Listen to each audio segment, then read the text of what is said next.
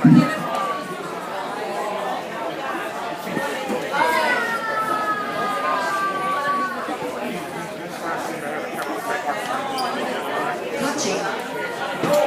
Talk.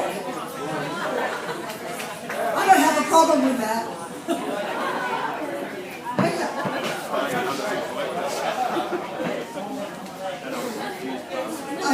I'll get the official proceedings. We don't want to take up too much of the time.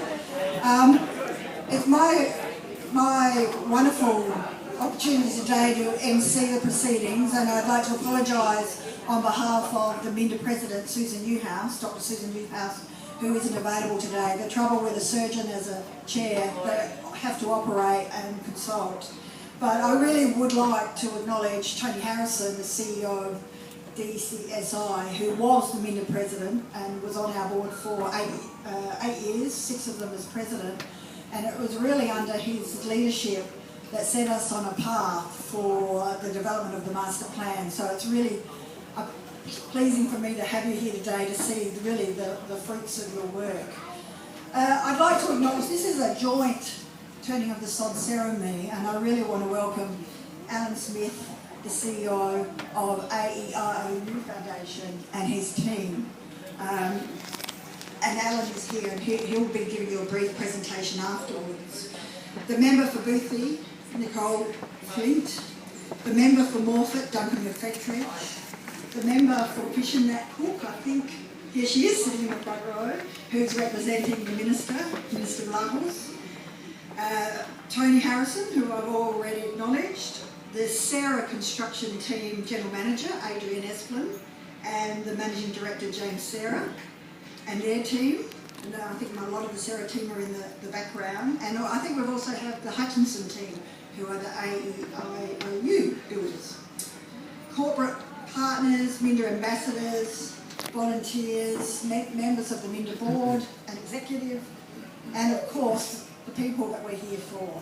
The future residents of Minda's master plan accommodation and their families, because it is this group that this is why we have invested in the redevelopment of the Brighton side.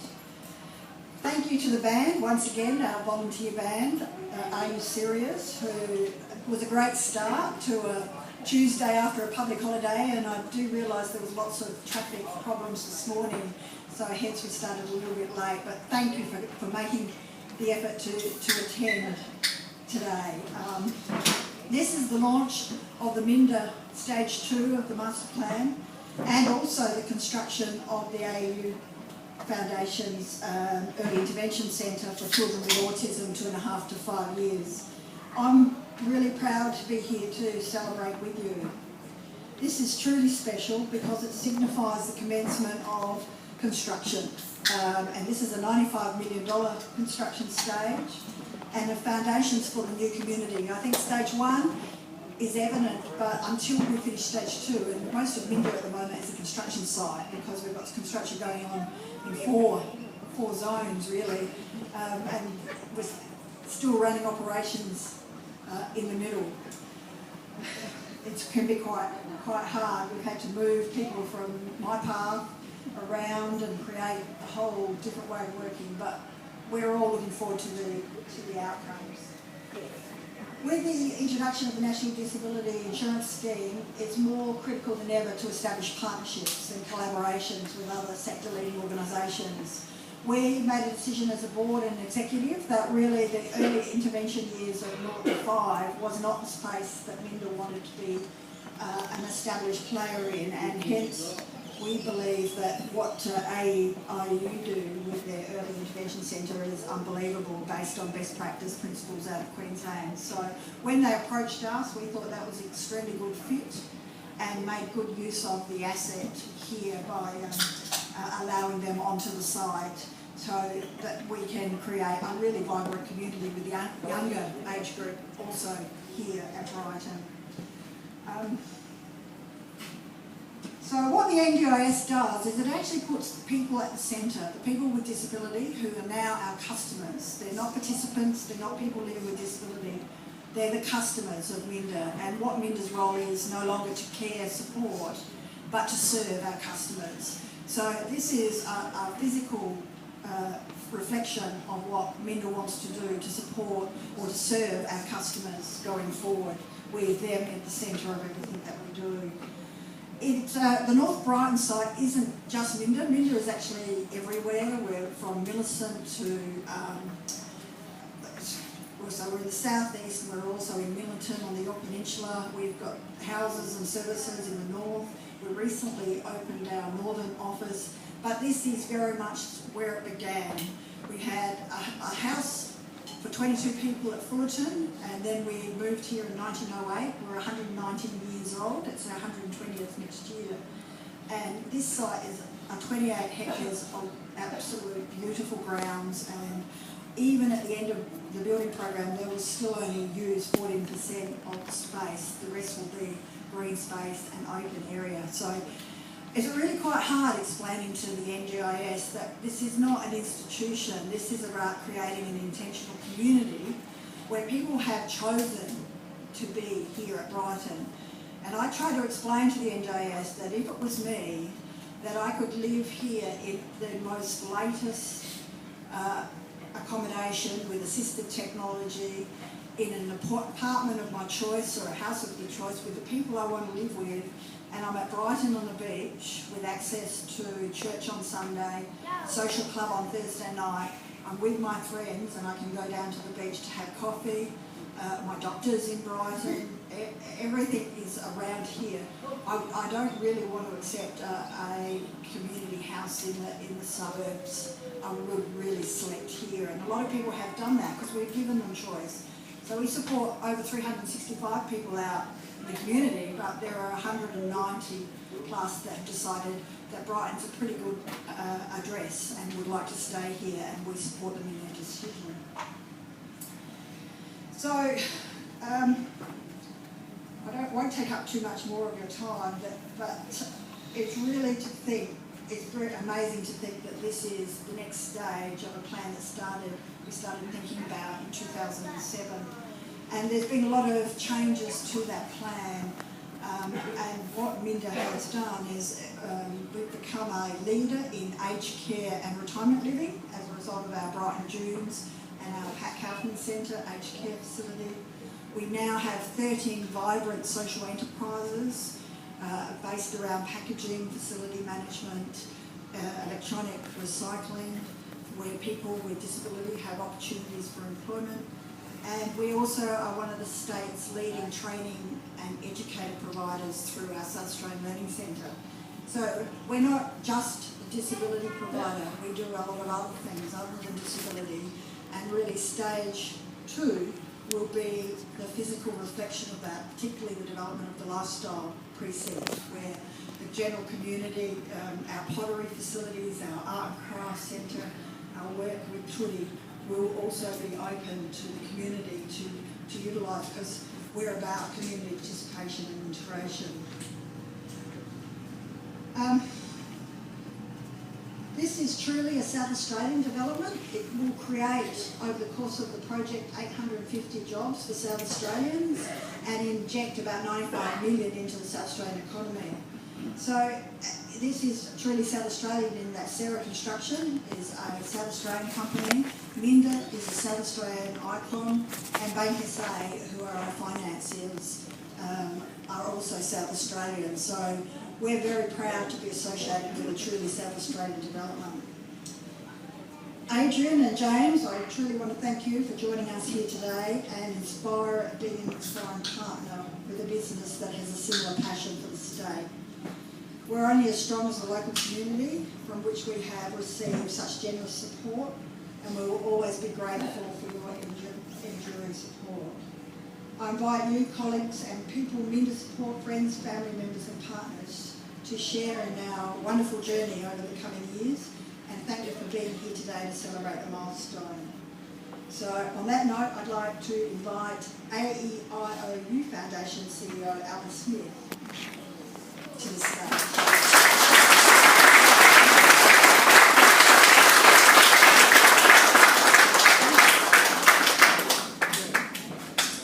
Thank you, Kathy, and good morning to everybody. What a wonderful morning that you turned on weather-wise for us. Coming from sticky Queensland, this is an absolute pleasure to be here this morning. Just before we start, I'd just like to acknowledge a few dignitaries. Nicole Flint MP, Member for Elder representing Lisa Vallas, Annabelle Dignance, Shadow Minister for Disabilities Duncan Fitbridge, Dignity for Disability President Rick Nagel, City of Halifax Bay Councillor Linda Yates, City of Halifax Councillor Annette Bradshaw, Minda Board, Andrew Ford, Kathy and your executive team. I'm not sure if Jenny Cavalos is here from Autism SA, but she said she was coming. One of our parents, Catherine Ware, and her family is representing our parent body, and we have two of our staff here from our centre at Hunfield Heights at the moment. So, just before we start, Kathy did mention about the ARU coming onto the site and the relationship and the partnership that we will develop. I'd like to just take that one step further. When we were looking at coming into South Australia, and the reason for us to come here first, into this, our first interstate expansion, was to really test the NDIS and understand the NDIS before it rolled out into other areas where we operate out of. And so it made common sense that we come to NDIS here because this was the first trial site to be launched. At that time, we were talking to Flinders University, and we were quite in advanced stages of negotiation with them around land. And Flinders then changed their priorities, and I was stuck, and I didn't know South Australia, and I just did a quick Google search, and Minda popped up, and I just phoned Kathy and said, "Hi, this is me, and this is what we do, and we're looking at a site in South Australia," and I caught Kathy's attention, and she said, "Come and talk to me." So I came down here and we had a discussion, and the discussion progressed from there. And I must say, working with Kathy and her exec team has been wonderful. It's been a breeze. They've been supportive all the way through. They totally get what we're about and what we can bring to the site. So I'm really looking forward to the long-term collaboration that we're going to have with Minda once this site is up and running.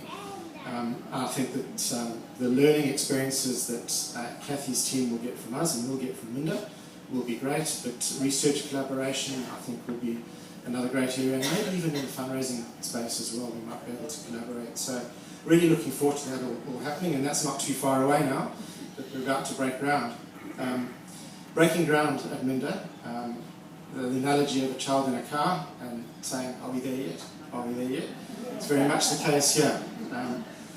We've had all sorts of challenges put in front of us, but over time we've been able to overcome those. So site contamination issues that we've had to overcome, approval issues, we're through all of that now, and finally we're there to be able to start. So we start construction this month, and our centre should be up and running within about 5 to 6 months on the site here. So we'll close our Hunfield Heights site down, and we'll relocate everybody across to here, and really looking forward to that day.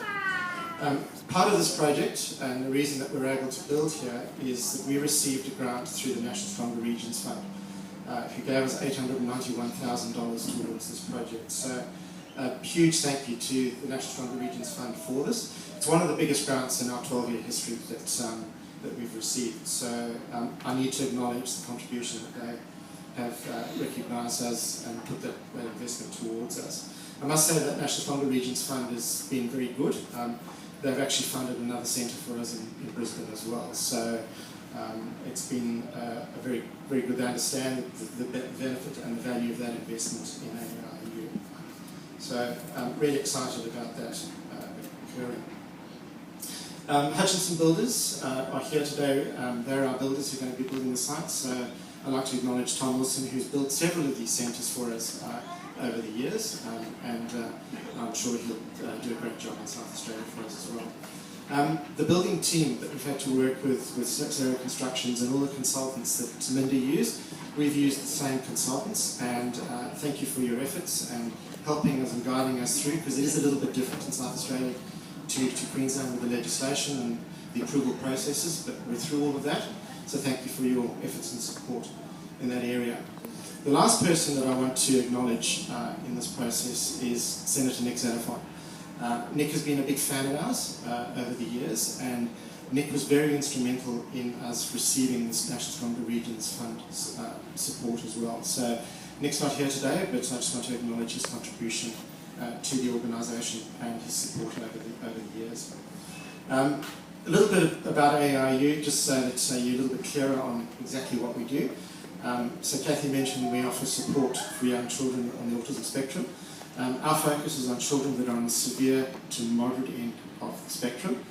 So typically children will come to us with no speech and language, still in nappies, sensory issues, behaviour management issues, and over a period of about 2 years, through high quality evidence-based early intervention, we will provide that child hopefully with the skill set that they will be able to transfer into their next learning environment, being it a school, mainstream or special ed area. Our success rate is pretty good. About 77% of our children will transition into a mainstream environment with little or no support after that 2-year period. It's hard work. It's done with behaviour therapists, with speech pathologists, occupational therapists, special ed teachers and childcare people. So it's a really intensive program that we run, but with great results, and hopefully we'll be able to collaborate very well with Autism SA. Jenny has been very accommodating, and I think that we'll have a great partnership with Autism SA as well. So really looking forward to coming and becoming part of the South Australian community as well.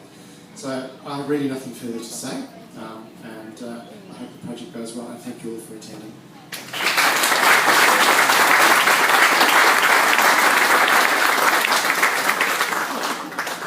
Thank you, Alan. I know I speak on behalf of everybody on how exciting this milestone is for Minda, and so happy to share it with you. I'd now like to introduce the member for Boothby, Nicole Flint. So please join me in welcoming Nicole to the stage.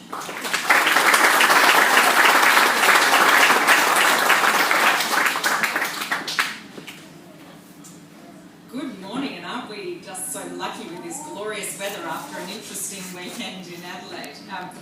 I'm Nicole Flint, the federal member for this area, the member for Boothby, and it's a pleasure to be here on behalf of Minister Fiona Nash. Minister Nash is the Minister for Regional Development, Local Government and Territories, Regional Communications, and she's also the Deputy Leader of the Nationals. So you can see from that long list of responsibilities why she isn't able to get to every event that she's invited to, even ones that are as wonderful as this. I'd just like to acknowledge my state colleague, Dr. Duncan McFetridge, who's here this morning, the Nat Cook, the member for Fisher. We have Mr. Alan Smith, of course, that we've just heard from, the CEO of the AEIOU Foundation, Mrs. Kathy Miller, the CEO of Minda. I acknowledge as well Ms. Jenny Caravalos, the CEO of Autism South Australia, Rick Nagel, the President of Disability, local councillors that have joined us, Annette, good to see you here, and other special guests. I know I don't need to tell anybody here about the importance of early intervention for young children, to give them the best chance in life possible, which is why the Turnbull Government, through the Stronger Regions Fund, is delighted to support the Early Intervention Centre for Children with Autism in association with the AEIOU Foundation. We know early intervention is particularly important when it comes to children with autism, as the experience of the AEIOU founders, James, Louise and Andrew Morton, shows. South Australia is particularly privileged and lucky to be the second state to benefit from the work of the AEIOU Foundation. I'm thrilled to be the local Member of Parliament who's going to see this incredible centre developed in my electorate to support some 40 families and children each year, and it's really exciting that this should be up and running by the end of the year. The overall project value is $1.8 million, and the Australian Government, as Alan mentioned, is providing funding of $891,000 through the National Stronger Regions Fund to the AEIOU Foundation. The Foundation is contributing $982,000 towards the project. And Minda, of course, is providing land as an in-kind contribution. This project supports the Australian Government's commitment to promote economic development in Australia's regions and is expected to create 20 jobs during construction and a further 20 ongoing jobs.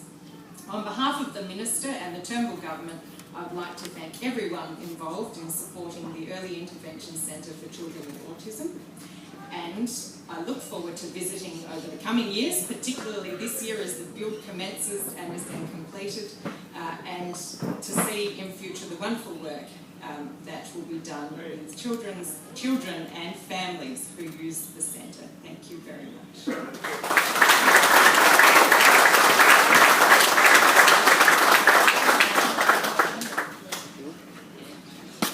Thank you, Nicole, and thank you everyone for coming along to witness the turning of the sod, which is an exciting milestone for both Minda and you. So without further ado, you don't need to move from your seat, but we're going to witness the turning of the sod. If you gesture just towards the excavator over here, you'll be able to see